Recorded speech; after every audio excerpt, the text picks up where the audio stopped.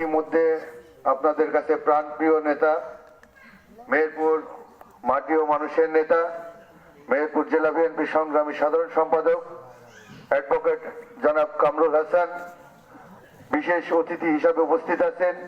মেহেরপুর জেলা বিএনপির সাবেক সহসভাপতি, মেহেরপুর জেলা বিএনপির আহ্বায়ক কমিটির অন্যতম সিনিয়র সদস্য জনাব আলমগীর খান সাতু।